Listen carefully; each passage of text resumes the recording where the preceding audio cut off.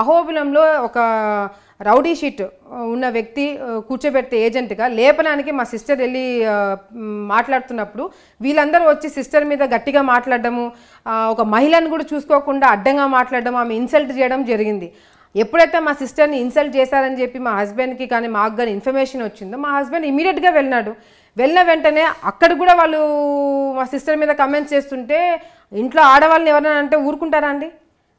ఎవరన్నా అంటే ఊరుకుంటారా? లేకపోతే మా అందరికీ ఏమైనా క్రిమినల్ బ్యాక్గ్రౌండ్స్ ఉన్నా? ఎవరి మీద మాకు ఒకరి మీద కూడా కేసులు లేవే ఎప్పుడు కూడా. మేమంతా చదువుకొని సిటీలలో చదువుకొని వచ్చిన వాళ్ళం, మాకేమీ క్రిమినల్ బ్యాక్గ్రౌండ్ కానీ లేకపోతే ఇక్కడ ఉండి రాజకీయాలు చేయాల్సిన అవసరం కూడా మాకు ఎప్పుడు పట్టలేదు. మా తల్లిదండ్రులు చనిపోయినారు కాబట్టి మేము బాధ్యత తీసుకొని ఇక్కడికి రావడం జరిగింది. మేము గొడవలు పెట్టుకొని మడ్డలు చేసి మేము మళ్ళీ 20 సంవత్సరాలు వెనక్కి వెళ్ళాల్సిన పరిస్థితి మా కార్యకర్తలు కానీ మేము కానీ తీసుకురాము. ఇంట్లో ఒక లేడీని మా చెల్లెల్ని అంటే మా హస్బెండ్ రియాక్ట్ కాకుండా ఎట్లుంటాడు? మా సిస్టర్ మీద కూడా సరే మా సిస్టర్ని అన్నాడు, మా హస్బెండ్ రియాక్ట్ అన్నాడుగా, మా హస్బెండ్ మీద కేసు పెట్టినారు. మా సిస్టర్ మీద 307 ఎందుకు పెట్టినారు? మామూలుగా అయితే మా సిస్టర్ షీఈ్ ద విక్టిమ్, మా సిస్టర్ మీద 3 అటెంప్ట్ టు మర్డర్ కేసు పెడతారా మహిళల పైన? మహిళల మీద పెట్టకూడదు మేడం. అక్కడ ప్రూఫ్ కరెక్ట్గా ఉంటే పెట్టచ్చు. ఏముందని పెట్టినారు అక్కడ? మా సిస్టర్ని ఇన్సల్ట్ చేసినారు. అంతమంది మగవాళ్ళు వచ్చి ఆడవాళ్ళ మీద పడుతుంటే రియాక్ట్ కాకుండా ఇంట్లో మగవాళ్ళు ఎట్లు కూర్చుంటారని నాకు అర్థం కాదు. జరిగింది అంటే మీరు చెప్తుంది వేరే, మరో రకంగా వాళ్ళు చెప్తుంది వేరే. వాళ్ళ వర్గీయుల్ని అంటే మీకు అనుకూలంగా ఉన్న ఒక సిఐ అక్కడ బంధించి వాళ్ళని అరెస్ట్ చేసి రాత్రి నుంచి పొద్దున హింసించాడు. దాన్ని ప్రశ్నించడానికి వెళ్ళినప్పుడు రిపోర్ట్ తీసుకోండి, పోలీసు ఎఫ్ఐఆర్లు కూడా చాలా క్లియర్ గా ఉంది. అట్లాంటప్పుడు వాళ్ళ మీద కూడా పోలీసులు కేసులు బెటర్ కదా. మీ వారు చాలా దురుసుగా వెళ్ళారు అంటే అక్కడ గంగుల నాని గారు కావచ్చు, భార్గవ్ గారు కావచ్చు, ఇద్దరు కులాల పేరుతో దూషించుకుంటూ నువ్వెంత అంటే నువ్వెంత అంటూ రాజకీయ అన్ని అంత నీచంగా రాజకీయాలు చేయాలి. అప్పటికే అంటే ఆ గొడవ జరుగుతుందని తెలుసుకొని ముందరికి అప్పటికే భార్గవ్ గారు మిత్రులు హైదరాబాద్ నుంచి వైజాగ్ నుంచి అప్పటికే అక్కడికి వచ్చి చేరుకున్నారు. మొత్తం కలిపి ఒక పథకం ప్రకారమే ఆడ గొడవ చేసి చాలా పెద్ద సినిమా స్టోరీ, నాకన్నా మంచి స్టోరీ మీరు చెప్తున్నారు. యాక్చువల్ గా నేను కళ్ళ కట్టినట్టు చెప్పడం లేదు, మీరు చెప్తారేమో చూశాను. చాలా సింపుల్ ఉంటది, చాలా సింపుల్ ఉంటది. మీరు చాలా అది ఇంకా ఒక పెద్ద రాయలసీమ సినిమా తీస్తున్నట్టుగా చెప్తున్నారు. అదంతా ఏం జరగలేదు. హీట్ ఆఫ్ ద మూమెంట్లో సిస్టర్ని అన్నాడు కాబట్టి మా హస్బెండ్ వెళ్ళి రియాక్ట్ అయినాడు. అది తప్పని కొంతమంది అంటారు, కరెక్ట్ అని కొంతమంది అంటారు. ఇంట్లో లేడీస్ని అంటే ఊరుకోండి, ఇంట్లో కూర్చొని ఎవడు ఉంటాడు? నేనున్నా కూడా రియాక్ట్ అయినా. మా చెల్లిని మీ హస్బెండ్ గారి మీద ఇంత కేసు నమోదైందా లేదా? అయింది. అటు ఇప్పుడు ఎమ్మెల్యే క్యాండిడేట్ మీద కూడా కేసు నమోదైంది. అటుపక్క వాళ్ళు కేసులు పెట్టారు, మా మీద కూడా కేసులు పెట్టారు. పోలీసులు పెట్టిన కేసులే ఇవన్నీ కూడా. వాళ్ళు పెట్టింది కాదు, మేము పెట్టింది కాదు. పోలీసులు పెట్టిన కేసు, పోలీసు పెట్టిన కేసు. ఏమీ లేకపోయినా నిప్పు లేకపోయినా పోలీసులు గొడవ జరిగింది కాబట్టి కేసులు పెట్టినారు. గొడవ జరగలేదని అనట్లేదు, గొడవ జరిగింది. ఉత్త గొడవ జరిగితే అటెంప్ట్ మర్డర్ కేసుల వరకు పోతాయి అనమాట. ఉత్త గొడవలు జరిగితే అటెంప్ట్ మర్డర్ కేసులు దెబ్బలు తగిలినాయి కదండి. ఆడ పోలీసులకు దెబ్బలు తగిలినాయి, రాళ్ళు వేసుకున్నారు. మా వాళ్ళకి దెబ్బలు తగిలినాయి, వాళ్ళకి దెబ్బలు తగిలినాయి, పోలీసులకి దెబ్బలు తగిలినాయి. ఏమీ చేయలేదు, అన్ని అభివృద్ధి చేసిన అఖిలప్రియ గారిని ప్రజలు ఓడించారు. ఓకే మేడం, ఇక పక్కన పెడతారు. అభివృద్ధి చేశారు కానీ తప్పులే చేయలేదని అనట్లేదు. లోకల్ లెవెల్లో నేను కూడా కొంతమంది క్యాండిడేట్లని నమ్మి కొన్ని విషయాలు వదిలేయడం జరిగింది. నేను నమ్ముకున్న వాళ్ళే కొంతమంది నాకు తెలియకుండా కొంచెం కరప్షన్లో చేశారని కూడా నాకు తర్వాత కొన్ని సంఘటనలు తెలియడం జరిగింది. నేను తప్పులే చేయలేదు, నేను చాలా కరెక్ట్గా ఉన్నాను, ఓన్లీ అభివృద్ధి చేశానని నేను అనట్లేదు. నా సైడ్ నుంచి కూడా తప్పులు జరిగినాయి. నాగరాజ్ గారు, ఇందాక మీరు ఒక పాయింట్ అన్నారు, గతంలో జరిగిన శోభా నాగిరెడ్డి గారు, భూమా నాగిరెడ్డి గారు ఉన్నప్పుడు జరిగిన మర్డర్లన్నీ కూడా మా మదర్ ప్లాన్ చేశారు. ఇప్పుడు నేను మా మదర్ చనిపోయిన 99 తర్వాత జరిగిన, సరే 99 తర్వాత జరిగిన మర్డర్లో మా మదర్ ప్లానింగ్ చేసేది. తర్వాత నాకు ఆ మెంటాలిటీ వచ్చిందని మీరు ఒక పాయింట్ అన్నారు. యాక్చువల్గా మొన్న నేను మీ ఇంటర్వ్యూ ఒకటి చూసిన, దాంట్లో ఎవరైతే ఇజిగల్ రాంపోలారెడ్డి ఇంటర్వ్యూ మీరు తీసుకున్నారో ఆయన అన్నాడు, భూమా నాగిరెడ్డి గారు, శోభా నాగిరెడ్డి గారు చనిపోవడం వల్ల నాకు చాలా ఆనందం కలిగింది, వాళ్ళిద్దరు చనిపోయినందుకు చాలా సంతోషపడినామని చెప్పి అంటూ, సరే ప్రత్యర్థుల దగ్గర నుంచి మేము దానికన్నా ఎక్కువ ఏమీ ఎక్స్పెక్ట్ చేయంలే కానీ అంటూ శోభమ్మ మర్డర్ కేసులో ఇట్లా ఈ విధంగా ఇన్వాల్వ్ అయ్యి మర్డర్ ప్లానింగ్ ఇవన్నీ చేసేది రాక్షసి అని చెప్పి ఒక మాట అన్నాడు. బుద్ధున్నోడు ఎవడు, రాజకీయాల్లో ముందుకు వెళ్ళాలనుకున్నవాడు, ప్రజల్లో ఉండేవాడు ఎవడు కూడా బుద్ధునోడు ఎవడు మహిళల గురించి ఆ విధంగా మాట్లాడడం. నిజంగంటే శోభమ్మ కానీ భూమా నాగిరెడ్డి గారు కానీ ప్లానింగ్ చేసి ఈయన మీద స్కెచ్ చేసింటే బతికి బయటపడే ఛాన్సే లేదు. నాకు తెలిసి మా అమ్మ ప్లానింగ్ చేయకుండా మా నాన్నని కంట్రోల్ చేసి వేరే డైరెక్షన్లో తీసుకెళ్ళింది కాబట్టి ఈరోజు వీళ్ళు బతికి బయటపడ్డారని చెప్పి నేను అనుకుంటున్నాను. అదే మాట ఇరగల రాంపుల్లారెడ్డి గారు కూడా అంటున్నారు, మేము ప్లాన్ చేసి ఉంటే మాకు దొరికి ఉంటే భూమా నాగిరెడ్డి గారు ఉండేవారు కాదని. అదే మాట ఇప్పుడు ఎన్నెన్నా మాట్లాడతాడు. ఇప్పుడు వాళ్ళిద్దరు లేరు కాబట్టి ఎన్నెన్నా మాట్లాడతాడు. ఇంటర్వ్యూలో ఒక మహిళ గురించి రాక్షసి అని చెప్పి మా అమ్మ గురించి అంత మాట్లాడుతున్నాడు. ఇదే మాట వెళ్ళి వైఎస్ఆర్సీపీలో ఉన్న జగన్మోహన్ రెడ్డి గారి ముందర మాట్లాడమని చెప్పండి మా అమ్మ గురించి, 4 పీకి పక్కన కూర్చోబెడతాడు. ఈరోజు శోభా నాగిరెడ్డి గారు ఆలగడ్డ ప్రజల గురించి వైఎస్ఆర్సీపీలో ఉన్నప్పుడు ఏ విధంగా కష్టపడిందో, జగన్మోహన్ రెడ్డి గారి ఫ్యామిలీ గురించి ఎంత కష్టపడిందో అనేది ప్రతి ఒక్కరికి కూడా తెలుసు. ఈరోజు అదే పార్టీలో ఉంటూ నువ్వు శోభా నాగిరెడ్డి గారి గురించి రాక్షసి అని చెప్పి ఇంకో విధంగా నువ్వు మాట్లాడితే ఇది ఫస్ట్ టైం కాబట్టి మేము కూడా దాన్ని ఎక్కువ సీన్ చేయకూడదని వదిలేసినాను. ఇంకొకసారి మా అమ్మగారి గురించి మా నాన్నగారి గురించి రాజకీయంగా ఏమన్నా మాట్లాడుకో, రాజకీయంగా వాళ్ళు నేరాలు చేశారు, ఘోరాలు చేశారు, ఏమన్నా చెప్పుకో. అంతేగాని రాక్షసి ఇట్లా వ్యక్తిగతంగా విమర్శలు చేస్తే మాత్రం మేము కూడా ఊరుకునే ప్రసక్తి లేదు.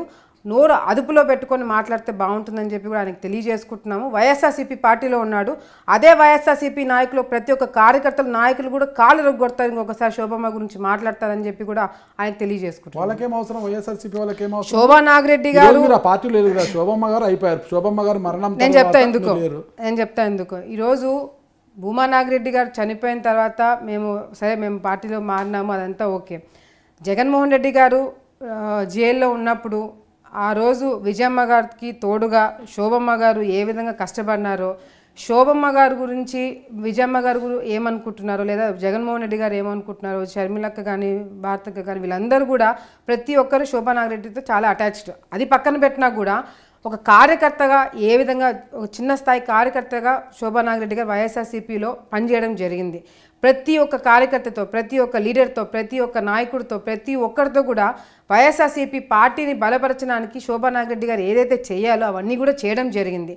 అదే వైఎస్ఆర్సీపీ పార్టీలో ఉన్నప్పుడు షర్మిలక్క నంద్యాలకు వచ్చినప్పుడు ఆమెను కలవాలి, ఒక మహిళ వచ్చింది ఇంత దూరం నుంచి ఆమెను కలవడానికి వెళ్ళాలా, భోజనానికి ఏదైనా తీసుకెళ్ళాలని ఒకే ఒక రీజన్తో, ఆ రోజు అవసరం కూడా లేదు, అమ్మ ఆలగడ్డలో ఉన్నప్పుడు అవసరం లేకపోయినా కూడా షర్మిలకు వచ్చిందని చెప్పి ఒకే ఒక రీజన్తో ఆ రోజు నైట్ బయలుదేరి ఆమెను కలవాలి, ఆమెను రిసీవ్ చేసుకోవాలని ఒకే ఒక రీజన్తో శోభా నాగిరెడ్డి గారు వెళ్ళి ఆ రోజు యాక్సిడెంట్లో చనిపోవడం జరిగింది. ఆ రోజు వర్ధంతి కూడా మొత్తం ఫ్యామిలీ అందరూ కూడా రావడం జరిగింది. ఎందుకంటే వాళ్ళందరూ కూడా శోభా నాగిరెడ్డి గారు మీద ప్రేమ పక్కన పెట్టినా కూడా ఈరోజు కార్యకర్తగా ఏ విధంగా పనిచేస్తుంది అనేది కూడా చూడడం జరిగింది. కాబట్టి ఈరోజు అదే పార్టీలోని ప్రతి ఒక్కరు, వైఎస్ఆర్సీపీలో పార్టీలో ఉన్న ప్రతి ఒక్కరు కూడా సరే నా గురించి మా తండ్రి గురించి మేము పార్టీ మారాం కాబట్టి ఎన్నెన్నో మాట్లాడుకోవచ్చు, కానీ శోభమ్మ గురించి ఎవరు కూడా వైఎస్ఆర్సీపీ పార్టీలో ఎవరు కూడా తప్పుగా మాట్లాడరు అని నేను భావిస్తున్నాను. సో ఆ మర్యాద ఉంది కాబట్టి చనిపోయిన వ్యక్తి గురించి, ఒక శోభా నాగిరెడ్డి గారు అంటే ఒక వ్యక్తి గురించి ఆయన ఆ విధంగా మాట్లాడడము, ఆ పార్టీలో ఉంటూ మాట్లాడాల్సిన అవసరం లేదు. నీకు ఏదైనా వ్యక్తిగతంగా నీకేమన్నా మా మీద ఉంటే, నీకేదైనా ఉంటే నువ్వు మనసులో పెట్టుకోవచ్చు.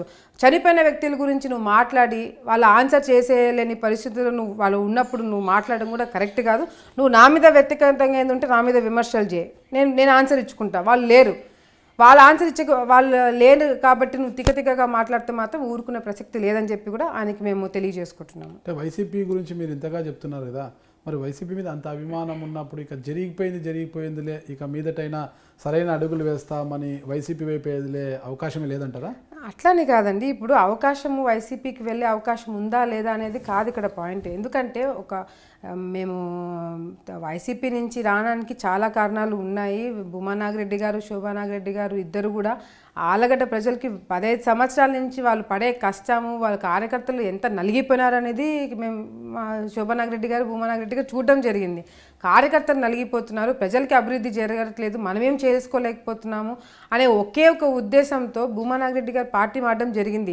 ఒక విధంగా నేనేమనుకుంటానంటే చనిపోతున్నాను ముందే కొంతమంది తెలుసు అని అంటుంటారు కదా, ఆ విధంగా ఆయనకి నేను చివరిగా నేను నా ప్రజలకు ఏదో ఒకటి చేసుకోవాలి అని చెప్పి ఉద్దేశంతో పార్టీ మారారని చెప్పి కూడా నేను అంటే ఆబ్వియస్లీ అదంతా కూడా మా నాన్న డెసిషన్. నేనేమి మా నాన్నతో నేను కూర్చొని మన పార్టీ మారదామని చెప్పేదానికి మా నాన్న అట్లా అనుకున్నాడు.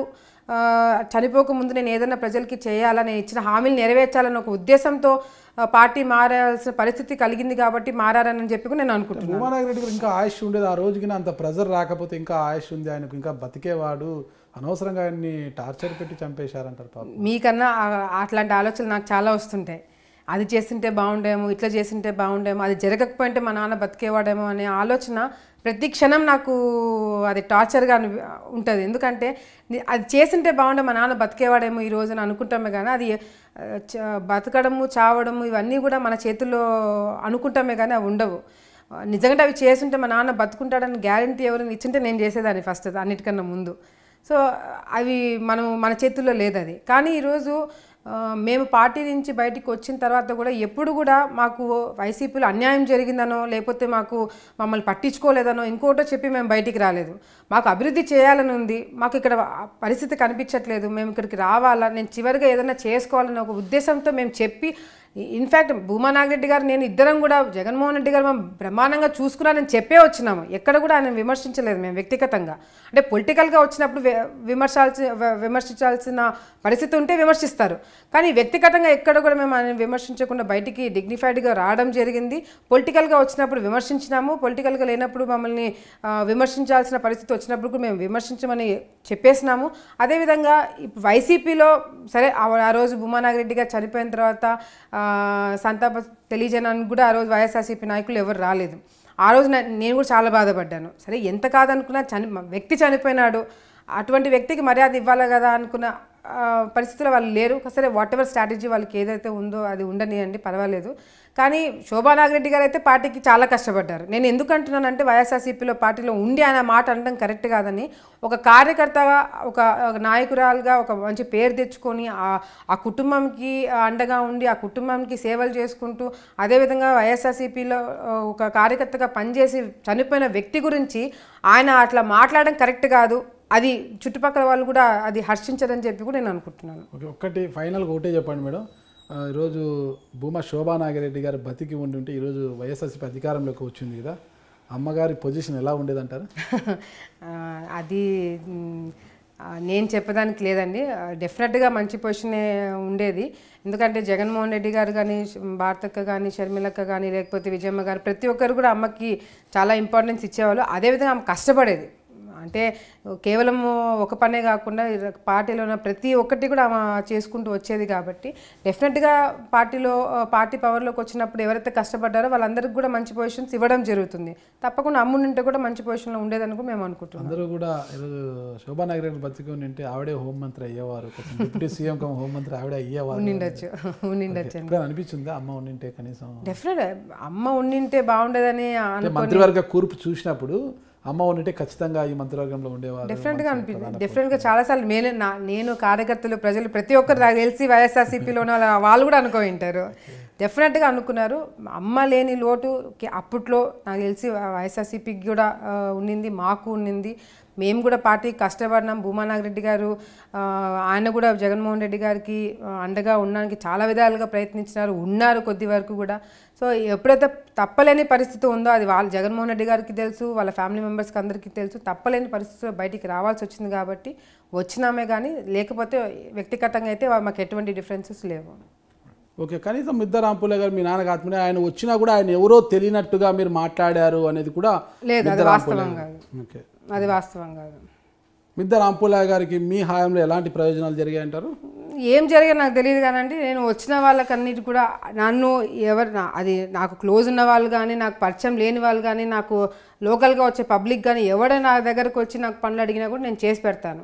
ఒకవేళ ఏదైనా కొన్ని కారణాల వల్ల జరగకపోయిండొచ్చు, కానీ లేకపోతే మాత్రం నేను వచ్చిన ప్రతి ఒక్క పర్సన్ని కూడా కూర్చోబెట్టి పరిస్థితి ఏందో కనుక్కొని వాళ్ళ పనులు చేయడం కూడా జరిగింది. అందరినీ కలుపుకుపోవడంలో విఫలమయ్యారు అఖిలప్రియ గారు. అందరినీ కలుపుకుపోయింటే అటు ఏవి సుబ్బారెడ్డి గారిని కావచ్చు, అప్పట్లో ఇరగల రాంపూలారెడ్డి గారిని కూడా పార్టీ మారుకోకుండా ఏమైనా నిలుపుదలు చేసుకుంటే బాగుండేది. ఇక మిద్దె రాంపూల ఇలాంటి వారంతా కూడా కలుపుకొని పోయి ఉంటే విజయము ఖచ్చితంగా వరించేది. ఎవరు గ్యారంటీ ఇస్తారు?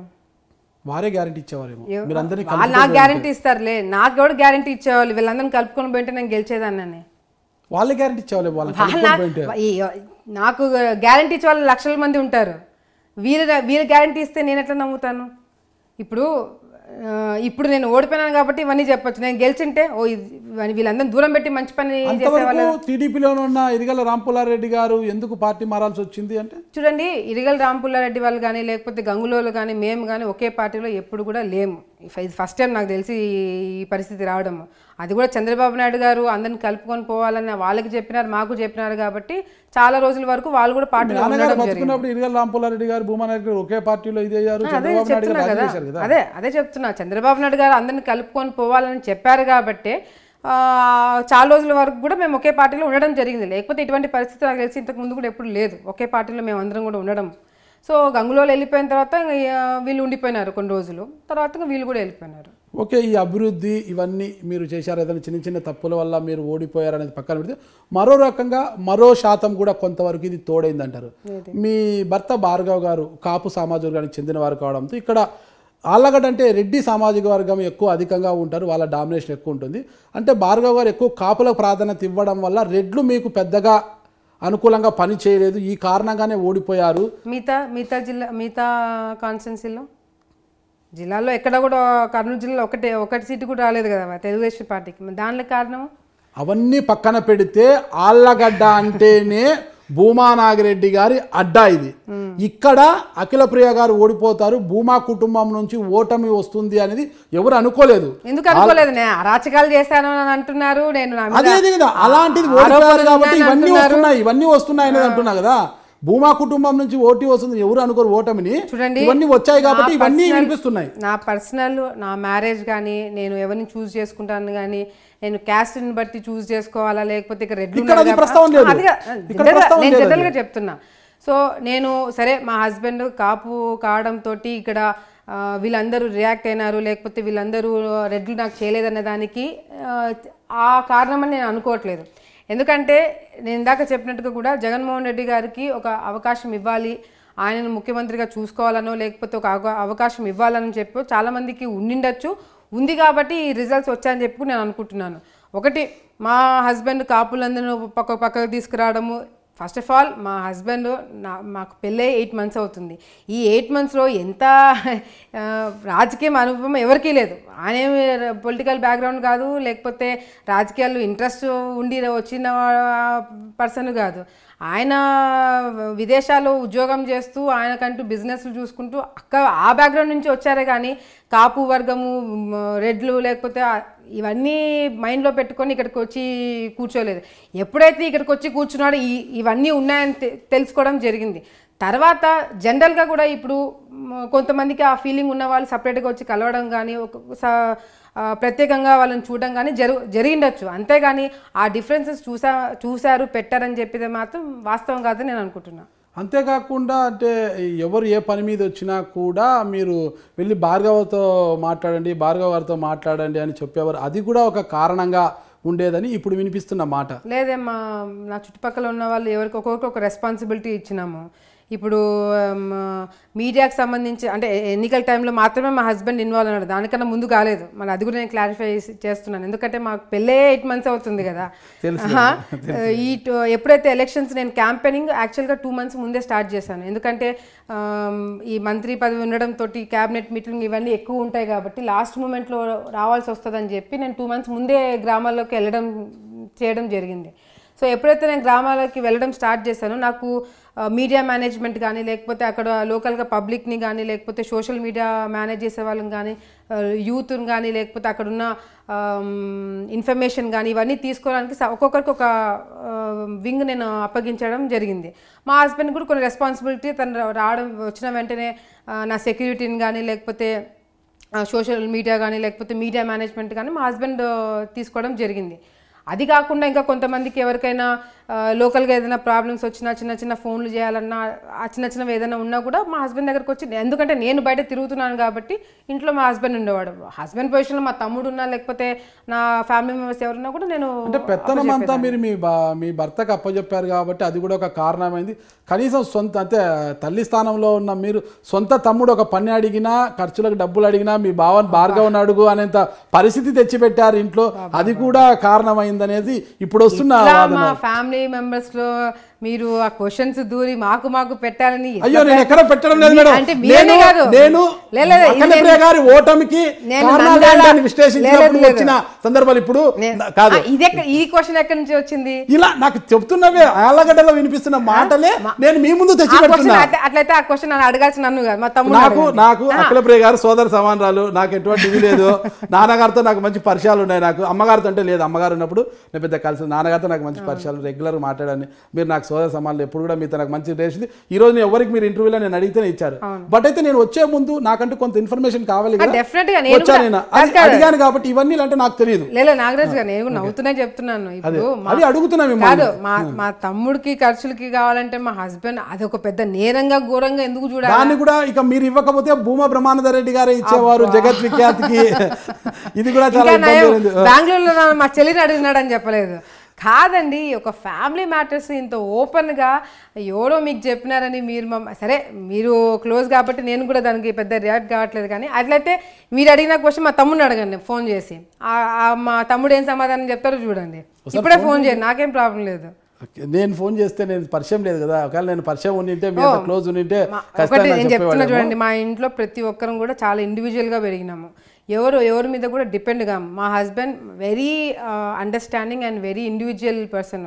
ప్రతి ఒక్కరిని కూడా చాలా అండర్స్టాండ్ చేసుకొని ముందుకు వెళ్ళడం జరుగుతుంది. ఎందుకంటే తను వచ్చిన బ్యాక్గ్రౌండ్ వేరు, నేను వచ్చిన బ్యాక్గ్రౌండ్ వేరు. తను ఒక న్యూట్రల్ ఫ్యామిలీ నుంచి, యూనిక్ ఫ్యామిలీ నుంచి వచ్చాడు. నేను జాయింట్ ఫ్యామిలీ నుంచి వచ్చాను కాబట్టి జాయింట్ ఫ్యామిలీలో ప్రతి ఒక్కరం కూడా ఒక ఇండివిజువల్ లాగా పెరిగినాము. ప్రతి ఒక్కరికి మాకు ఫ్రీడమ్ మాకు సపరేట్గా ఉంటుంది. సో ఎవరితో ఎట్లా డీల్ చేయాలా, ఎవరితో ఎంత జాగ్రత్తగా ఇది చేయాలా. ఎందుకంటే జాయింట్ ఫ్యామిలీలో ఎక్కడ చిన్న పొరపాటుగా ఒక మాట అటు ఇటు అన్నా ఫ్యామిలీ ప్రాబ్లమ్స్ డెఫినెట్గా వస్తాయి. సో అవన్నీ కూడా గతంలో చూశాడు, తెలుసుకున్నాడు. కాబట్టి ఏదైనా మాట్లాడినా కూడా, ఏదైనా చెప్పినా కూడా చాలా కేర్ఫుల్గా డీల్ చేస్తాడు. అండ్ ఇన్ఫ్యాక్ట్ నాకన్నా ఎక్కువ మా తమ్ముని స్పాయిల్ చేసేది భార్గవే. స్పాయిల్ చేయడం అంటే ప్యాంపర్ చేస్తాడు, గారాబం.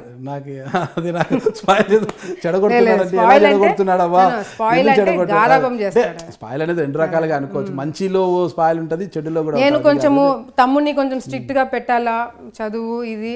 ఎందుకంటే అఫ్ కోర్స్ మీరు ఇందాక చెప్పినట్టుగా కూడా మదర్ ప్లేస్లో ఉన్నాను అనే భావన నాకు ఉంది. కాబట్టి కొంచెం నేను కంట్రోల్ చేయాలని చూస్తాను. తన ఖర్చులు కానీ, తన ఇదులు కానీ, చదువు కానీ, వెళ్ళడం కానీ, బయటికి వెళ్ళడం కానీ, నైట్ టైమ్స్ అవన్నీ కొంచెం కంట్రోల్ చేయాలని చేస్తాను. హస్బెండ్ మాత్రం కొంచెం ఫ్రీ హ్యాండ్ ఇస్తుంటాడు. అంటే లేదు ఈ ఏజ్ కదా. బాగా క్లోజ్ ఉంటారా? బాగా క్లోజ్ ఉంటారు. నాకు తెలియకుండా వెనకాల చాలా చేస్తుంటారు. అంటే నాకు తెలియకుండా ఏదైనా పనులు చేయించుకోవడం కానీ, లేకపోతే నేను ఏదైనా వద్దంటే భార్గవ దగ్గరికి వెళ్తాడు, లేకపోతే బ్రహ్మం దగ్గరికి కూడా వెళ్తాడు. అట్లా జరుగుతూ ఉంటాయి ఫ్యామిలీలో. అంతేనా? ఇంకా ఏమైనా చేస్తుంటారా? ఏం లేదు, బావతో ఏమన్నా చెప్తుంటాడంటే ఈ మధ్య కొంచెం బాగా క్లోజ్ అవుతున్నారు. మొన్న ట్రిప్ కూడా ముగ్గురం పోయినాము. సో ఇద్దరు బాగా క్లోజ్ అయినారు. అండర్స్టాండింగ్. ట్రిప్ వెళ్ళిన తర్వాత ఇంకా క్లోజ్ పెరిగింది. ఇంకా నన్ను ఎట్లా ఏడిపియాలని ఇద్దరు ప్లాన్ చేస్తుంటారు. అది కూడా ఉంది మళ్ళా బాగా. అక్క కళ్ళల్లో ఆనందం చూడాలి కానీ అక్కని ఏడిపియాలని చూస్తారా? తమ్ముడు ఎక్కడైనా? తమ్ముళ్ళు ఎప్పుడు ఇరిటేటింగ్ ఉంటారు కొన్నిసార్లు. తమ్ముడు అలాగే ఉంటాడా? అబ్బా చాలా అండి, నన్ను బాగా సతాయిస్తాడు. అవునా? అంటే ప్రాంక్స్ ఎక్కువ చేస్తుంటాడు. ఓకే. మీ వారి ఇంటి పేరు మేడం? మీ భార్గవ్ అంటే మీ భర్త భార్గవ్ గారి ఇంటి పేరు ఏంటి? మద్దూర్ భార్గవ్. మద్దూర్ భార్గవరామ్ నాయుడు. మద్దూర్ భార్గవరామ్ నాయుడు. Okay madam. మీరు భూమా అఖిలప్రియ గారు. ఒకటే డౌట్ ఉంది, ఇక మీదటి నుంచి అంటే భూమా అనేది ఒక బ్రాండ్ కదా, భూమా అఖిలప్రియగానే మీరు రాజకీయాల్లో ముందుకు పోతారా, లేదంటే మద్దూరు అఖిలప్రియగా ముందుకు పోతారా అన్నది అందరికీ అనుమానంగా ఉంది. దీనికి ఒకసారి నివృత్తి చేయాలి మీరు. ఓన్లీ అఖిలప్రియ అంటే పెళ్లి చేసుకున్న తర్వాత మద్దూరు అఖిలప్రియ అని అంటే మాత్రం నేను రాజకీయాల్లో ఉండేదని కాదు. నేను రాజకీయాల్లో ఉన్నన్ని రోజులు కూడా నా పేరు భూమా అఖిలప్రియగానే ఉంటుంది. రాజకీయాల్లో ఉన్నంత వరకు భూమా అఖిలప్రియ. రాజకీయాల నుంచి దూరం వచ్చినప్పుడు దూరం వచ్చే ఛాన్సే లేదు, వచ్చేలేదు, ఎప్పటికీ లేదు. ఎప్పుడు ప్రజల్లోనే ఉంటాం, ఊపిరినంత వరకు అదే. అయితే భూమా అనేది మీ పేరు నుంచి పక్కకు పోయే అవకాశం లేదు.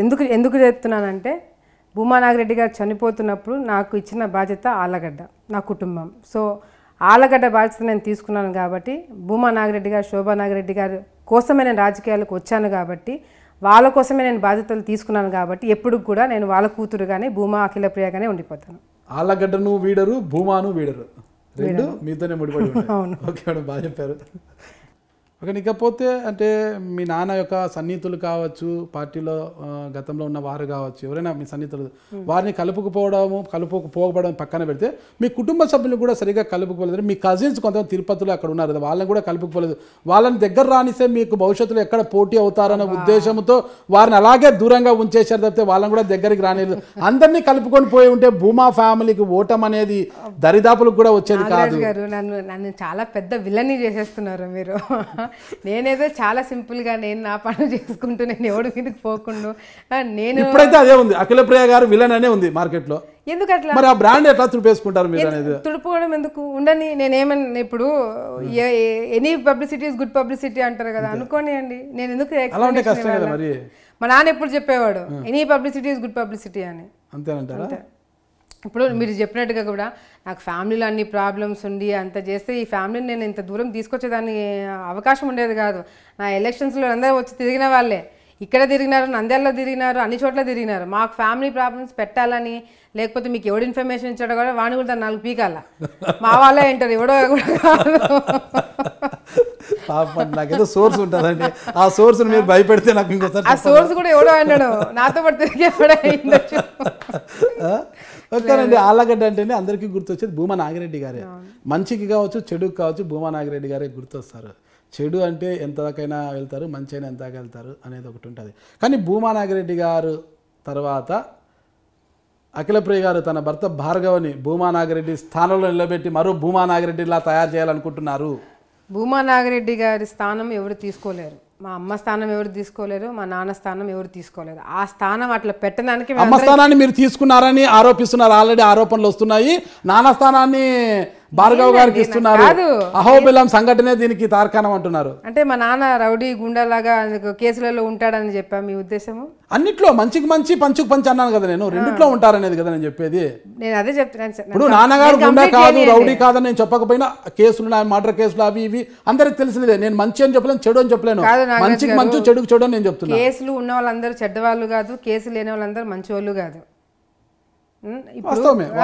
ఇప్పుడు భూమా నాగిరెడ్డి గారు, శోభా నాగిరెడ్డి గారు, మీరు అడిగిన క్వశ్చన్కి భూమా నాగిరెడ్డి గారిని, శోభా నాగిరెడ్డి గారి స్థానము నేను కానీ నా హస్బెండ్ కానీ ఇద్దరం కూడా ఆ స్థానంలో ఉండాలని ప్రయత్నించట్లేదు. వాళ్ళిద్దరి స్థానం అట్లా ఉండడానికి మేమందరం కష్టపడుతున్నాము. మా హస్బెండ్ కానీ, నేను కానీ, నా సిస్టర్ కానీ, మా బ్రదర్ కానీ, మా అక్కలు కానీ, బావలు, అన్నలు, వదినలు, ప్రతి ఒక్కరు కూడా ప్రతి ఒక్క ఎలక్షన్కి వచ్చి వాళ్ళు చేయాల్సిన పనులు కానీ, లేకపోతే వాళ్ళ బాధ్యతలు తీసుకోవడం కానీ చేయడం జరిగింది. అది ఇంతవరకు ఎక్కడ కూడా దేవుడి దయ వల్ల ఎక్కడ కూడా ఫ్యామిలీ డిస్టర్బెన్స్ రాదని కూడా నేను మనస్ఫూర్తిగా కోరుకుంటున్నా. అటువంటిది ఏదైనా వాళ్ళకి ఏదైనా కావాలని ఏదైనా డిస్టర్బెన్స్ వచ్చినా కూడా ఫస్ట్ పర్సన్ 4 మెట్లు దిగానే అడ్జస్ట్ అయ్యేది నేను ఉంటాను ఫస్ట్. ఎందుకంటే బాధ్యతలు మా నాన్న కానీ, మా అమ్మ కానీ అన్న పిల్లల కోసం ఎంత చేసినారనేది నేను కళ్ళారా చూసిన. మమ్మల్ని ఎట్లా పెంచినారో వాళ్ళని కూడా అట్లే పెంచినారు.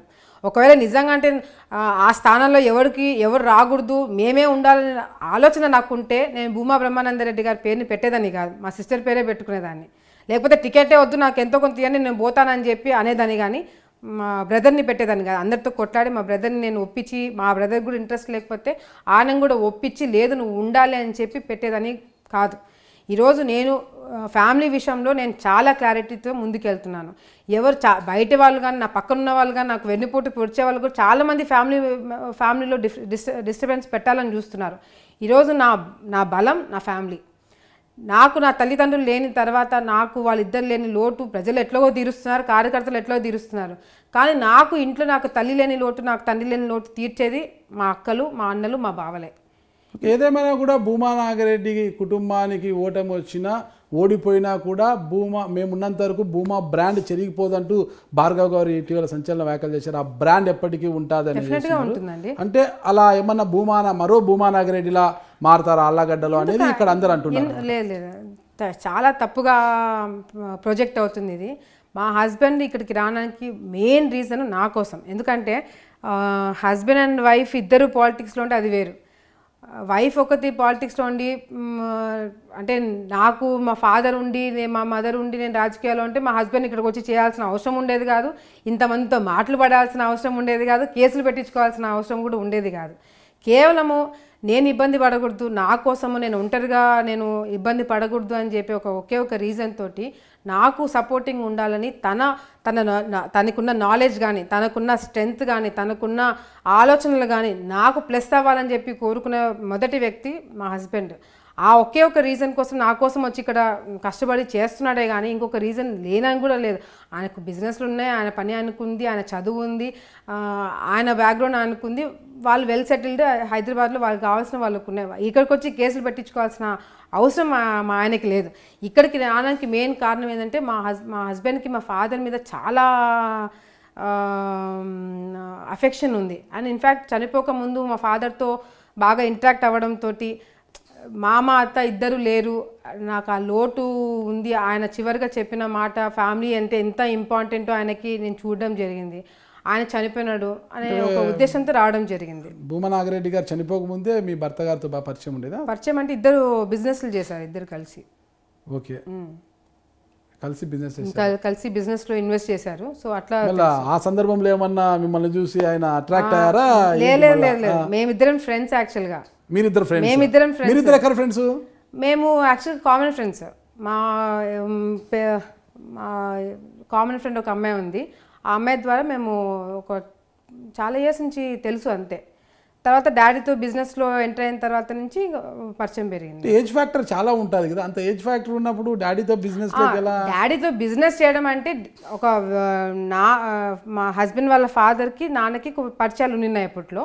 సో అట్లా మా మామయ్య గారు చెప్పడంతో భార్గవ్ హాంకాంగ్ నుంచి వచ్చిన తర్వాత ఏదో బిజినెస్లో ఇన్వెస్ట్ చేయాలన్న ఉద్దేశంతో కామన్గా మాట్లాడుతున్నప్పుడు ఇట్లా భూమా నాగిరెడ్డి గారు ఈ విధంగా ఇన్వెస్ట్ చేయాలనుకుంటున్నారు, ఒక వ్యక్తి ఉండి చూసుకోవడానికి బిజినెస్ అంతా కావాలి అని చెప్పినప్పుడు మా డాడీ మా మామయ్య ఫ్రెండ్స్ అవ్వడంతో అట్లా మా హస్బెండ్ ఇన్వాల్వ్ అయినారు. సో అట్లా మా నాన్న తెలుసు అనమాట. అంటే ముందు నుంచి మీ హస్బెండ్ గారికి మీకు పరిచయం ఉంది? ఉంది. నేను ఐ థింక్ 10th ఆ టైం నుంచే ఉంది, కామన్ ఫ్రెండ్స్.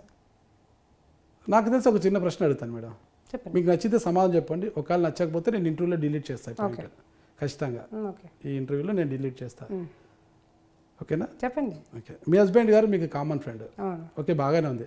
అలాంటప్పుడు మీ హస్బెండ్ గారు మీకు ముందుగా తెలిసి మీ హస్బెండ్ గారికి వివాహం అయింది, ఆయనకి 2 కుమార్తెలు కూడా ఉన్నారు. ఆ తర్వాత ఆవిడకు డైవర్స్ ఇచ్చి 2 బిడ్డల తల్లిని రోడ్డు మీద వదిలేసి వచ్చి మిమ్మల్ని పెళ్లి చేసుకున్నారు నాగరాజ్ గారు అనేది చాలా నేను అందుకే చెప్పిన నేను ఘోరం కాదు, నాకు వచ్చిన విషయాన్ని మీరు అన్నారు కాబట్టి కామన్ ఫ్రెండ్ అన్నారు మీరు. అది కూడా నాకు తెలియదు కామన్ ఫ్రెండ్. ఆ కామన్ ఫ్రెండ్ తర్వాతే మళ్ళా ఆ అమ్మాయిని పెళ్లి చేసుకున్నారు, ఆ అమ్మాయికి 2 బిడ్డలు, తర్వాత డైవర్స్ ఇచ్చి మిమ్మల్ని పెళ్లి చేసుకున్నారు.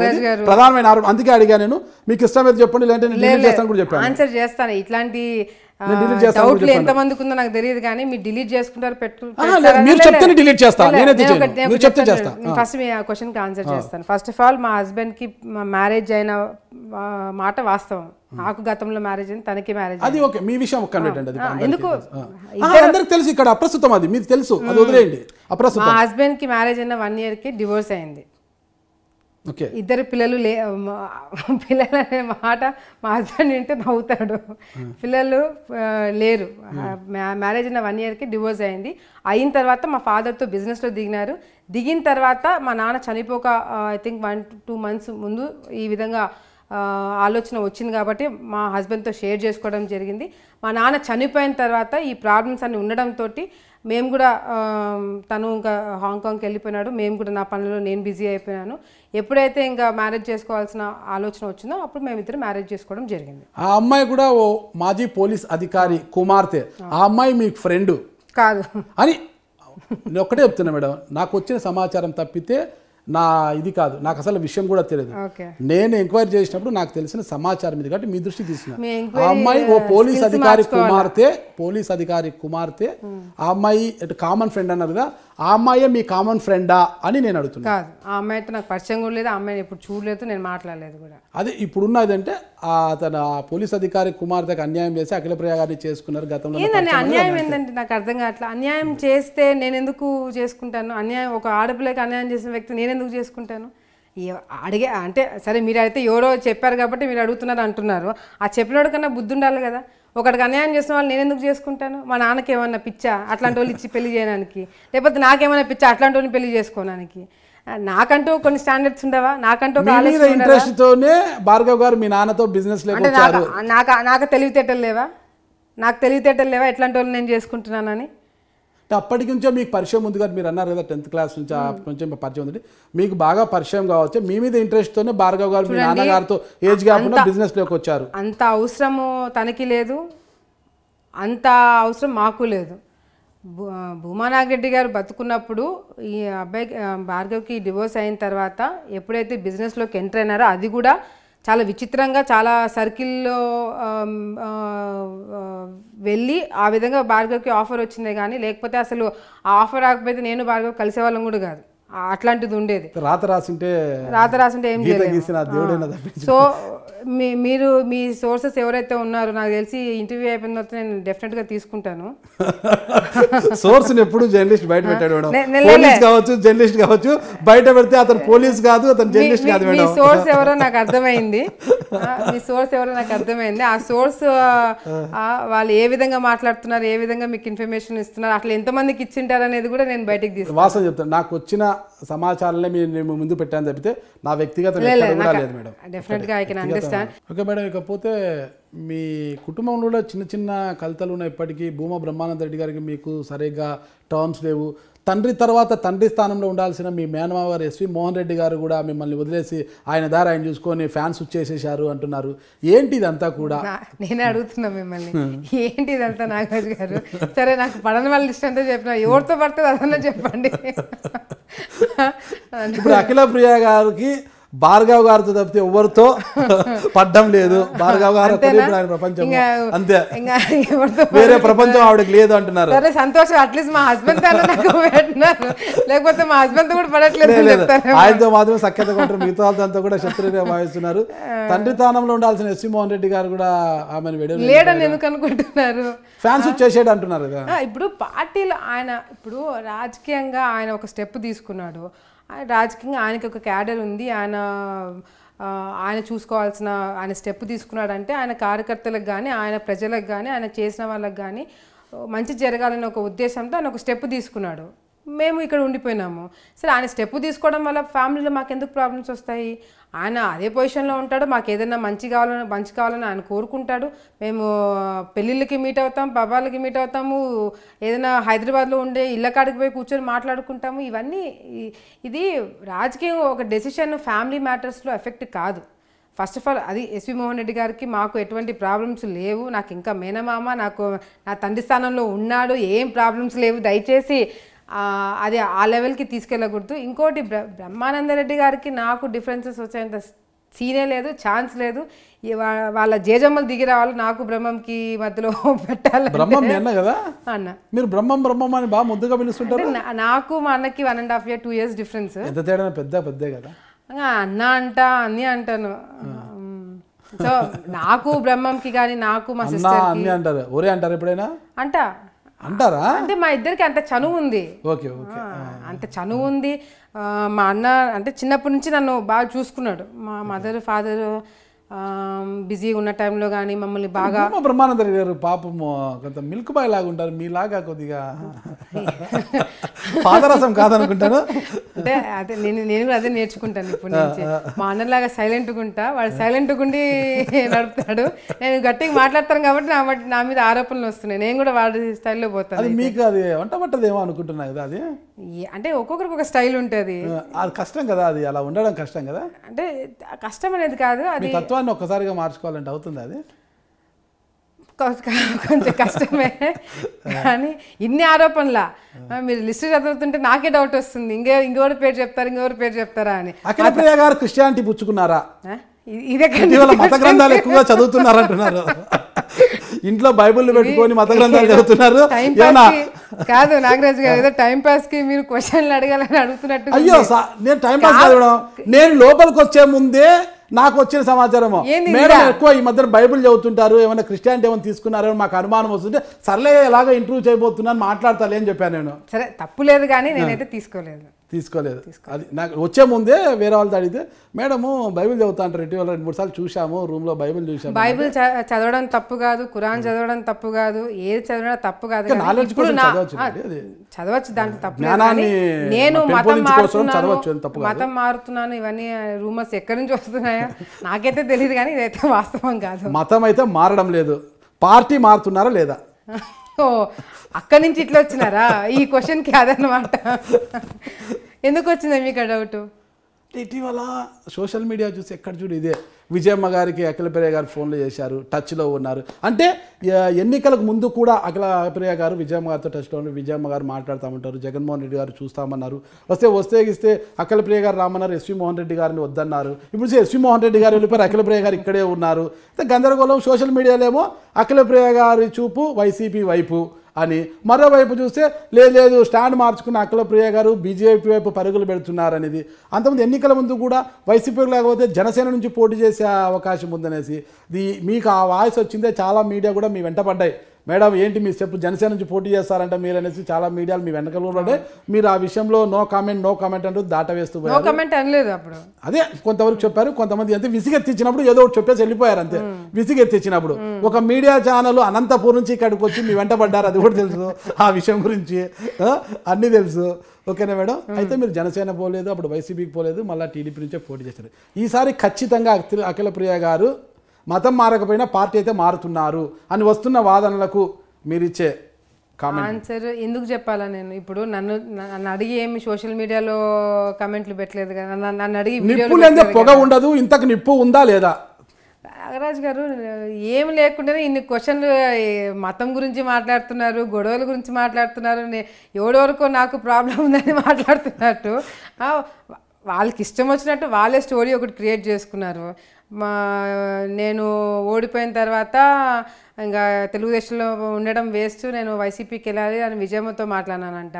విజయమ్మతో మాట్లాడితే ఆమె ఇంటికి రమ్మనిందంట, నేను పోయినానంట, ఆమె కాఫీ ఇచ్చిందంట, వార్తక్కతో మాట్లాడినానంట, వీళ్ళందరితో మాట్లాడానంట. అంతవరకు స్టోరీ నడిచింది, నేనేం కమెంట్ చేయలేదు. ఇంకా లాస్ట్కి ఈయనకి విప్ ఇచ్చినారని చెప్పి ఇంకా నేను వస్తున్నానని చెప్పి ఆయనను కన్విన్స్ చేయడానికి విప్ ఇచ్చారని కొంతమంది, నాకు డోర్స్ క్లోజ్ అయిపోయినాయని చెప్పి ఆయనకి ఇచ్చారని చెప్పి కొంతమంది, ఇట్లా రకరకాల స్టోరీలు వాళ్ళే పెడుతున్నారు. ఒకవేళ అఖిలప్రియ గారు వైసీపీ కండువా కప్పుకుంటే సిద్ధంగా ఉన్నా, మేము సిద్ధంగా లేము ఆమెను ఆహ్వానించడానికని గంగుల నాని అడిగినారు. ఎందుకు అంత రియాక్షన్, ఎందుకంత?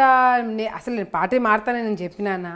నాకు విజయమ్మ ఫోన్ చేసింది కానీ, లేకపోతే నేను విజయమ్మకి ఫోన్ చేసినా ఎక్కడైనా బయటికి. టీడీపీలో సరైన స్థానం లేదు, ఇక టీడీపీకి భవిష్యత్తు లేదని అఖిలప్రియ గారు భావిస్తున్నారు, అందువల్లే పార్టీ మారాలనుకుంటున్నారు. నేను చెప్తాను చూడండి, అంటే ఈ క్వశ్చన్ నన్ను ఎన్నికలకు ముందు అడిగినా నేను ఆన్సర్ చెప్పినాను. నేను పార్టీ మారట్లేదు, ఎందుకు మారాలా, నేను ఇవన్నీ చేసుకున్నాను. భూమా నాగిరెడ్డి గారు చనిపోయిన తర్వాత నంద్యాల కానీ నేను ఎంతవరకు చేయగలిగినానో మంచో చెడో నేను చేసుకున్నాను, ఇక్కడ ఎందుకు మారాలని చెప్పి ఒక క్లారిటీ ఇచ్చినాను. ఇప్పుడు మళ్ళీ అదే టాక్ వస్తుందంటే కేవలం ఓడిపోయినాను కాబట్టి నేను పార్టీ మారాల్సి వస్తే మాత్రం నేను మారను. ఇంకొక వేరే పెద్ద రీజన్ ఏంటంటే నేను మారుతానో తెలియదు. కానీ 2024 ఎన్నికల్లో మీరు ఇదే సైకిల్ గుర్తు పైన పోటీ చేయబోతున్నారా? చేస్తానండి. ఎందుకు అంత డౌట్? నాకు అర్థం కాని ఏంటంటే అది అంత గట్టిగా ఇంతసేపు మీ ఇంటర్వ్యూలో వచ్చిన జోష్ ఈ ఆన్సర్ లో కనిపించడం లేదు. లేదు నాగరాజు గారు, నేను విసిగిపోయాను, అంటే టైర్డ్ అయిపోయాను కాబట్టి. అంటే మీరు ఈ క్వశ్చన్ ముందే అడిగితే అప్పుడు ఇంకా గట్టిగా స్ట్రాంగ్గా చెప్పేదాన్ని. నేను ఆన్సర్స్ ఇచ్చుకుంటూ వస్తున్నాను కాబట్టి ఈ క్వశ్చన్కి కొంచెం నేను వాయిస్ తగ్గించాల్సి వచ్చిందే కానీ ఒక క్లారిటీ ఇవ్వాలని చెప్పే కానీ వేరే ఉద్దేశం కాదు. కేవలము అంటే ఓడిపోయినాను కాబట్టే నేను పార్టీ మారాల్సి వస్తే మాత్రం నేను పార్టీ మారను. ఓడిపోయినందుకు పార్టీ మారాల్సి వస్తే ఇవన్నీ కాదు మేడం, పార్టీ మారుతున్నారు అటు బీజేపీ ఇటు వైసీపీ అని వస్తున్న వాదనలకు మీరు ఇచ్చే సమాధానం పార్టీ మారుతున్నారు లేదా 2024లో సైకిల్ గుర్తుపైన నేను పోటీ చేస్తానన్న స్పష్టత ఇవ్వగలరా? డెఫినెట్గా అండి, డెఫినెట్గా నేను అక్కడి నుంచి నేను తెలుగుదేశం పార్టీ నుంచి వచ్చే ఎన్నికలు నేను పోటీ చేస్తాను. ఆ జోష్ కనిపించడం లేదే నాకు, అప్పుడు ఆ డౌట్ వస్తుంది, నాకే డౌట్ వస్తుంది, ఇంకా ప్రజలకు డౌట్ రాదా? నాకు నవ్వు వస్తుంది, ఎందుకంటే నేను చెప్పేది ఏంటంటే బాధతో కూడుకున్న నవ్వా, అది నవ్వులో వస్తున్న బాధన అనేది నాకు అర్థం కావడం లేదు. బాధ ఎందుకు పడాలా? ఓడిపోయినానన్నా? ఓడిపోయినాను కాదు, అదే పార్టీ మారుతున్నారన్నారు. ఏంటి అసలు ఏ పార్టీ లేకపోతే వైసీపీలో నాకు మారుగా డోర్లు తలుపులు మూసేశారు. జగన్మోహన్ రెడ్డి గారు అమ్మ ఇప్పుడే మాట్లాడద్దండి, గమ్మని ఉండండి, అలా ఇప్పుడే అంత అవసరం లేదు ఆయన అంటున్నారని మీకు డోర్లు క్లోజ్ చేశారు. ఇక ఎలాగో బీజేపీ వైపు పులోమటు నిన్నటి రోజు మీ టీడీపీ 4 ఎంపీలు కాషాయం కండువాలు కప్పుకున్నారు కాబట్టి మీరు కూడా ఇప్పటికే జేసీ దివాకర్ రెడ్డి గారు, మీ పక్కన జేసీ దివాకర్ రెడ్డి గారు కావచ్చు, పట్టాల సుంతమ్మలు కావచ్చు, వీళ్ళందరూ కూడా టచ్లో ఉన్నారు. వారిలో ఒకరుగా అఖిలప్రియ గారు కూడా కాషాయపు కండువా కప్పుకోబోతున్నారేమో. నాగరాజు గారు ఎవరో పార్టీ మారుతున్నారని నేను మారడం కానీ, లేకపోతే తెలుగుదేశం పార్టీలో ఉన్నందుకు నేను ఓడిపోయినాను కాబట్టి పార్టీ మారుతున్నానని కానీ వచ్చే ఈ రీజన్స్కి అయితే నేను పార్టీ మారే ప్రసక్తే లేదు. ఏ రీజన్ కాదు మేడం, ఒక్కటే చెప్పండి. కెమెరా వైపు చూసి చెప్పండి, కెమెరా వైపు చూసి చెప్పండి. మీరు ప్రజలకు స్పష్టం చేయండి. నాపై వస్తున్న ఆరోపణలు కట్టు, నాపై వస్తున్న నేను పార్టీ మారుతున్నట్టు వస్తున్న సోషల్ మీడియాలో వస్తున్న వార్తలు అవాస్తవాలు, నేను పార్టీ మారను, 2024లో సైకిల్ గుర్తుపై నేను పోటీ చేస్తానని గట్టిగా కెమెరా వైపు చూసి చెప్పండి ప్రజలను ఉద్దేశించి. నాకు అర్థం కాదు ఏంటంటే అంత గట్టిగా నేను చెప్పడానికి ఇక రీజన్స్ ఏం లేవు. ఇప్పుడు వస్తుంది నిప్పు పొగ వస్తుంది అనుకుంటున్నారు. నిప్పు లేదు, పొగ లేదు, ఏంది లేదు, గట్టిగా చెప్పండి. మీరు మీ కాన్ఫిడెన్స్ లెవెల్ చూస్తాను. కాదు, ట్రస్ట్ మీ, నా కాన్ఫిడెన్స్ లెవెల్స్ నేను ట్రస్ట్ చేయాల్సిన అవసరం లేదు. I'm not your voter, I'm a journalist. ఓకేనా? మీ ఓటర్లు మిమ్మల్ని నమ్మాలి కదా. మీ ఓటర్లను ఉద్దేశించి మీరు కాన్ఫిడెంట్ గా చెప్పండి. కెమెరా వైపు చూసి నేను అదే చెప్తున్నాను నాగరాజ్ గారు. నేను పార్టీ చెప్తా పార్టీ మారుతున్నాననే రూమర్స్ ఫస్ట్ ఆఫ్ ఆల్ నా దగ్గర నుంచి రాలేదు.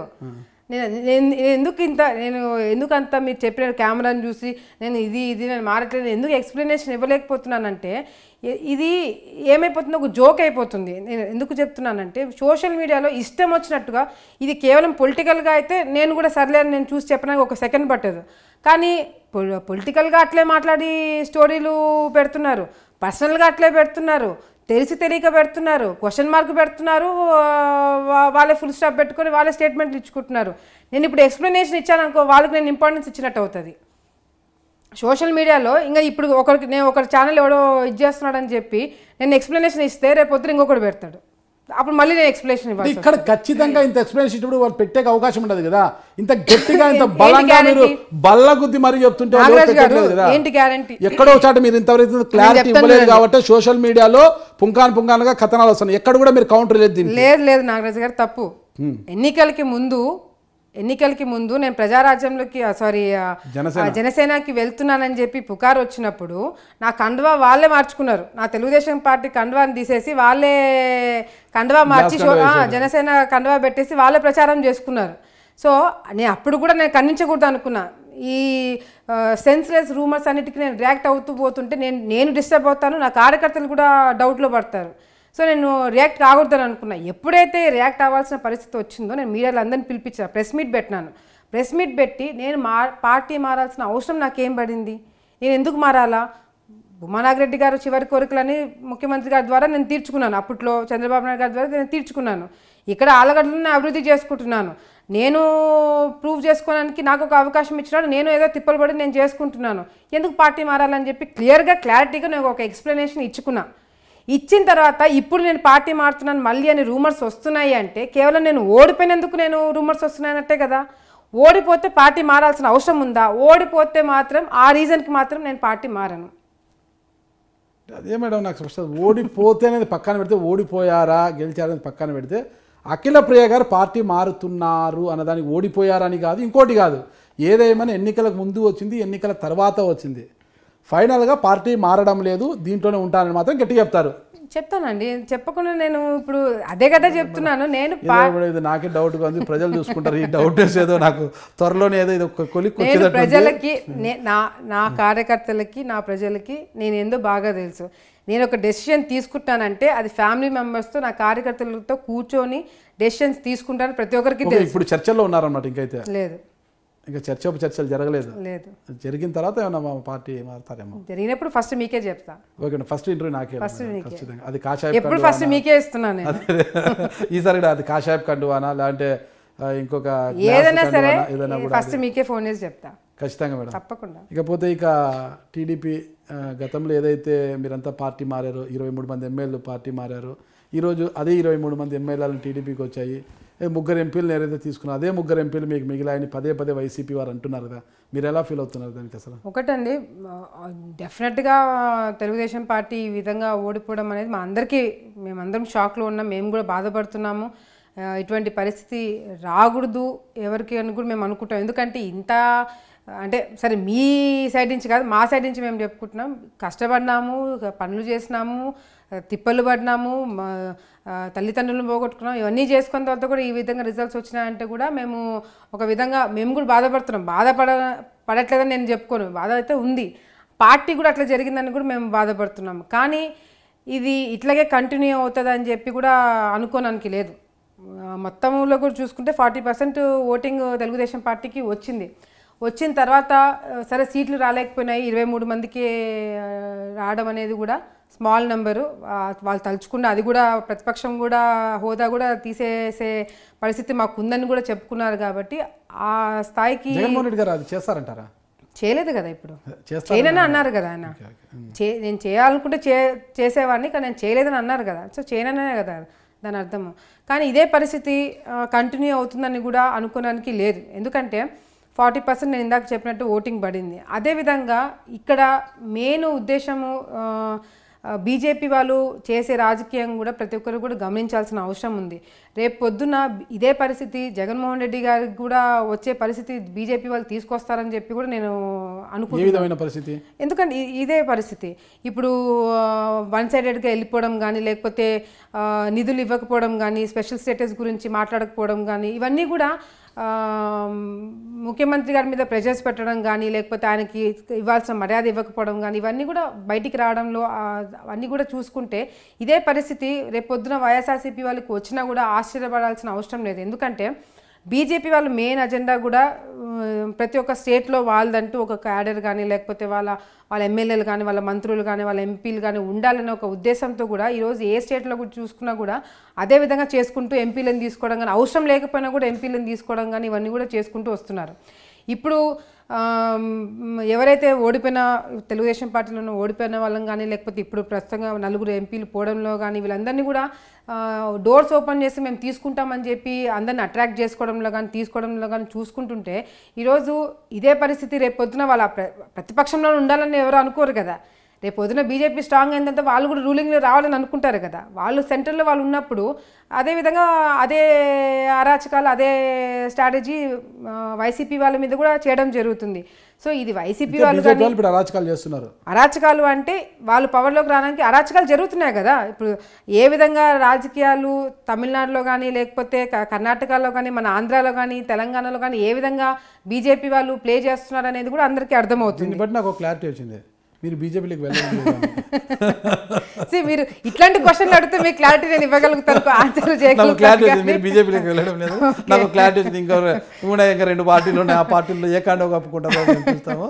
అయితే ఒక్కసారిగా ఇన్ని రోజులు తెలుగుదేశం పార్టీ నుంచి లబ్ధి పొంది చంద్రబాబు నాయుడు గారితోనే గుర్తింపు పొందుకున్న సుజనా చౌదరి గారు కావచ్చు, సీఎం రమేష్ గారు కావచ్చు, గద్దె రామ్మోహన్ రావు గారు కావచ్చు, టీజీ వెంకటేష్ గారు కావచ్చు, వీళ్ళందరూ కూడా ఒక్కసారిగా పార్టీ కండవాళ్ళకి మార్చుకోవడం అనేది, బీజేపీలో చేరిపోవడం మీరు ఎలా చూస్తున్నారు?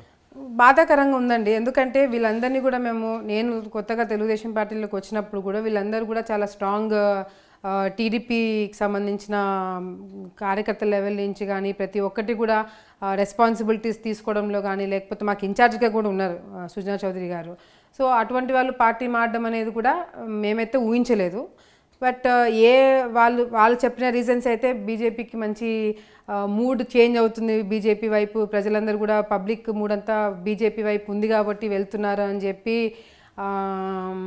వాళ్ళు చెప్పిన రీజన్స్ అయితే నాకు కరెక్ట్ అనిపించలేదు. ఎందుకంటే మిగతా చోట్ల మూడ్ ఎట్టుందో మనకు తెలియదు, కానీ ఆంధ్రప్రదేశ్లో అయితే జనాలు బీజేపీ వైపు వెళ్తున్నారని చెప్పి కూడా మనం అనుకోవడానికి లేదు. ఈరోజు పుండు మీద కారం పోసినట్టు కాంగ్రెస్ ప్రభుత్వం ఒక పక్కన మనకి అన్యాయం చేసింది, అదేవిధంగా మళ్ళీ బీజేపీ వాళ్ళు వచ్చి మనకి ప్రత్యేక హోదా ఇస్తామని, అది ఇస్తామని, ఇది ఇస్తామని చెప్పి మనల్ని మళ్ళీ మోసం చేయడం జరిగింది. సో ప్రజల మూడు ఉంటే ఈ 2 పార్టీల మీద ఉంటుందే కానీ తప్పకుండా బీజేపీ అయితే వైసీపీ టీడీపీ మీద ఉంటుంది. కానీ ఒక వర్షన్ మేడం, 4 రాజ్యసభ సభ్యులు బీజేపీలోకి వెళ్ళిపోవడము, టీడీపీ అనే రాజ్యసభ ఎంపీలు దాంట్లో బీజేపీలోకి విలీనం చేసుకోవడం ప్రక్రియ కూడా ఈరోజు జరిగిపోయింది, అంత బాగుంది. అయితే మరో వర్షన్లో ఒకటి వినిపిస్తుంది, చంద్రబాబు నాయుడు గారు వీరందరినీ అక్కడ పంపించారు అంటే కేంద్రము చంద్రబాబు నాయుడు గారి మీద భవిష్యత్తులో తీసుకునే చర్యల గురించి కావచ్చు, ఏదైనా అవసరమైతే హెల్ప్ చేయడానికి కావచ్చు, సహాయ సహకారం అందించడానికి కావచ్చు, ఏదైనా వీళ్ళంతా ఉంటే అక్కడ ఉంటే బాగుంటుందనే ఉద్దేశంతో చంద్రబాబు నాయుడు గారు ఒక ప్రణాళిక ప్రకారం వారిని అక్కడికి పంపించారు అనే ఒక వదంతులు కూడా వినిపిస్తుంది. దానికి మీరేమంటారు? అటువంటి ఆలోచన ఉంటే, బీజేపీ తరపు నుంచి మనకి సహాయం కావాలని అన్న ఆలోచన ఉంటే అసలు విడిపోము కదా. అట్లా ఇప్పుడు భవిష్యత్తులో చంద్రబాబు నాయుడు గారి మీద ఏదైనా చర్యలు తీసుకునే అవకాశాలు అప్పుడు చంద్రబాబు నాయుడు గారు ఆయన పవర్ లో ఉన్నాడు కదా, పవర్ లో లేదు, పవర్ ఉన్నప్పుడు పవర్ లేదు కాదు కదా నాగరాజ్ గారు, అదే చెప్తున్నా. చంద్రబాబు నాయుడు గారు చాలా senior most politician in the కంట్రీలో, సీనియర్ మోస్ట్ పర్సన్ ఆయన పొలిటీషియన్. కంట్రీలోనే senior one of the senior most Nagaraj గారు, one of the senior most politician. ఆయన ఎప్పుడైతే బీజేపీ ప్రభుత్వంతో కేంద్రంతో కొట్లాడుతున్నప్పుడు ఆయనకు ఆలోచన వచ్చినది అనుకుంటున్నారా, రేపు పొద్దున నన్ను ఇబ్బంది పెడతారు, లేకపోతే నాకు అవసరం ఉంటుంది, లేకపోతే నాకు కష్టాలు ఉంటాయి, నన్ను ఈ విధంగా సైడ్ చేస్తే నాకు ఇబ్బంది కలుగుతుంది, ఒకవేళ నేను ఈ విధంగా నేను బయటకు వచ్చి కొట్లాడితే నాకు ఇబ్బంది కలుగుతుంది, వాళ్ళు వైసీపీ సపోర్ట్ చేస్తే వాళ్ళు బలపడతారు, నేను ఇబ్బందిలో పడతాను, నా మంత్రులు, నా ఎంపీలు, నా ఎమ్మెల్యేలు నేను కాపాడుకోవాల్సిన పరిస్థితి వస్తుందని చెప్పి అప్పుడు చంద్రబాబు నాయుడుకి ఆలోచన రాదనుకో. 2050 వరకు తానేమో సీఎం అని చంద్రబాబు నాయుడు అందరూ అదే అన్నారు కదా, అందరూ అంటారండి. నెక్స్ట్ వచ్చేది అప్పుడు నేను ఓడిపోతే కదా నన్ను వీళ్ళు ఏమైనా చేసేది అని. అదే ఇప్పుడు నెక్స్ట్ నేనే వస్తానని చెప్పి నేను చెప్తా, నెక్స్ట్ నేనే వస్తానని చంద్రబాబు నాయుడు గారు చెప్తారు, నెక్స్ట్ మళ్ళీ నేనే వస్తాను జగన్మోహన్ రెడ్డి గారు కూడా చెప్పుకుంటారు. కాన్ఫిడెన్స్ వేరు, ఓవర్ కాన్ఫిడెన్స్ వేరు కదా. ఓవర్ కాన్ఫిడెన్స్ ఎవరికి లేదు, అందరికీ ఉంటుంది ఓవర్ కాన్ఫిడెన్స్. 2014లో వైసీపీకి ఓవర్ కాన్ఫిడెన్స్ లేదా? ఉన్నింది కదా. ఈసారి తెలుగుదేశం పార్టీకి ఓవర్ కాన్ఫిడెన్స్ ఉండిండొచ్చు, లేక పసుపు కుంకుమ పనిచేస్తుండొచ్చు, అది పనిచేస్తుంది అని చెప్పి మేము కూడా ఓవర్ కాన్ఫిడెన్స్కి వెళ్ళిండొచ్చు, తప్పులేదు దాంట్లో. మేము మంచి పనులు చేశాము అనే ఒక ఆలోచన ఉన్నప్పుడు డెఫినెట్గా కొంతమంది ఓవర్ కాన్ఫిడెన్స్కి వెళ్తారు. అప్పుడు ప్రజలు కానీ అప్పుడు వేవ్ చూసి జగన్మోహన్ రెడ్డి గారు ఓవర్ కాన్ఫిడెన్స్కి వెళ్ళినారు. సో ఓవర్ కాన్ఫిడెన్స్ వెళ్ళడం తప్పులేదు, తప్పులు అందరూ చేస్తారు. ఇక్కడ చంద్రబాబు నాయుడు గారు ఎప్పుడైతే బీజేపీ నుంచి బయటికి వచ్చినారో అప్పటి నుంచి కూడా ఆయన మీద ఆయనకు కానీ ఈయనకు కానీ ఇద్దరు ఒకరి మీద ఒకరు విమర్శలు చేసుకోవడం కానీ, కేంద్రం నుంచి నిధులు రాకపోవడం కానీ, వచ్చిన నిధులు మళ్ళీ వెనక్కి తీసుకోవడం కానీ, ఇట్లా చాలా ఇబ్బందులు పెట్టడం జరిగింది. సో ఇప్పుడు ఏం చేస్తారనేది చూడాలి. ఇప్పుడు కేంద్రం ఏ విధంగా స్టేట్కి సపోర్ట్ చేస్తుంది, ఇప్పుడు ఏ విధంగా స్టేట్ ముందుకు తీసుకెళ్ళడానికి కేంద్ర ప్రభుత్వం హెల్ప్ చేస్తారనేది కూడా మనం చూడాల్సిన పరిస్థితి ఉంది. మీరు ఇందాక చెప్పినట్టుగా కూడా చంద్రబాబు నాయుడు గారు పంపిస్తున్నారనే దానికి అసలు అవకాశమే లేదు. అంత సీనియర్ మోస్ట్ ఆయన ఇట్లాంటి పరిస్థితి ముందే వస్తుందని గమనించి ఉంటాడు ఒకవేళ నేను బయటకు వస్తే. సో అప్పుడే కొట్లాడుకొని ఉండిండొచ్చు.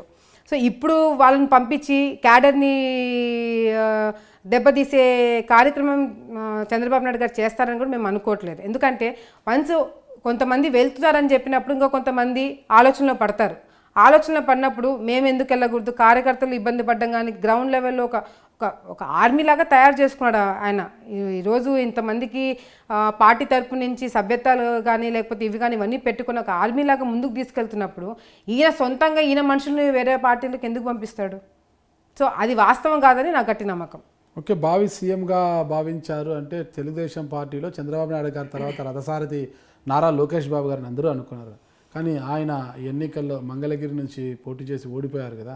అసలు మరి టీడీపీ భవిష్యత్తు ఏంటంటారు? అసలుకి టీడీపీ భవిష్యత్తు అనేది మనం ఇట్లా ఇంటర్వ్యూలో కూర్చోవడం మాట్లాడుకోవడం కన్నా చంద్రబాబు నాయుడు గారు ఆయన ఏ విధంగా ముందుకు తీసుకెళ్లాలనుకుంటున్నారు, ఇంకా స్ట్రాటజీస్ ఏమి ఉండబోతున్నాయి, ఇప్పుడు ప్రభుత్వము ఏ విధంగా పనులు చేయబోతుంది అనేది కూడా నెక్స్ట్ వచ్చే రోజుల్లో ఆయన దాన్ని పార్టీని కానీ కార్యకర్తలను కానీ మమ్మల్ని కానీ ఏ విధంగా ముందుకు తీసుకెళ్తారనేది కూడా చూడాల్సిన పరిస్థితి కనిపిస్తుంది.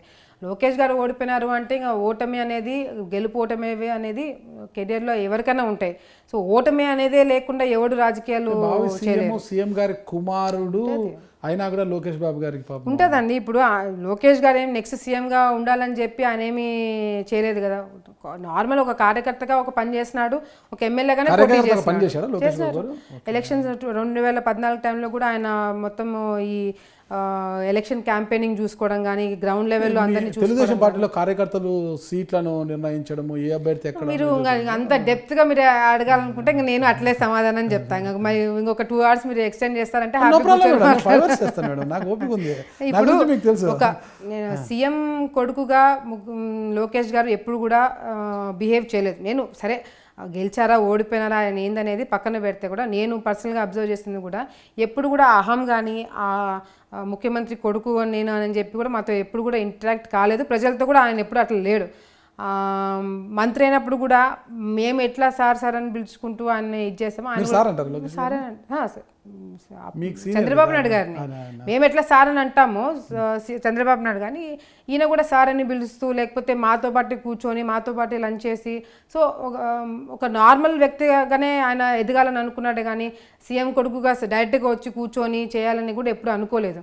సో సీఎం అంటే చంద్రబాబు నాయుడు గారి తర్వాత లోకేష్ గారు అని చెప్పి కూడా చాలామంది దగ్గర అయినారు, చాలామంది క్లోజ్ అయినారు. ఆయన కూడా చాలామంది దగ్గర నుంచి చాలా నేర్చుకున్నాడు. గ్రౌండ్ లెవెల్ నుంచి నేను రావాలని అనుకున్న ఉద్దేశంతో కూడా చాలా వరకు కింది లెవెల్ నుంచి ఆయన డీల్ చేసుకుంటూ వచ్చినాడు. ఎవరికి బాధ్యత డైరెక్ట్గా అప్పచెప్పకుండా ఏదైనా కార్యకర్తలకు సంబంధించిన ఆయన డైరెక్ట్గా డీల్ చేసుకున్నాడు. సో గెలుపు ఓటమి అనేది చాలా కెరియర్లో అనేది చాలా నార్మల్ అని చెప్పి నేను అనుకుంటున్నాను. చాలా చక్కగా చెప్పారు మేడం. గెలుపోవడంలో అనేది చాలా సర్వసాధారణం, బాగుంది. అయితే 5 ఏళ్ల పాటు మీరు ప్రతిపక్షంలో కూర్చున్నది, ప్రతిపక్షంలోకి వచ్చేసారు.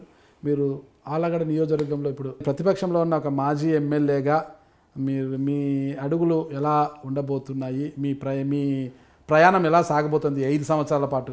ఈ ఓటమి నాకు తెలిసి నా గెలుపుకి ఈ ఓటమి అనేది నా మొదటి అడుగుగా నేను భావిస్తున్నా.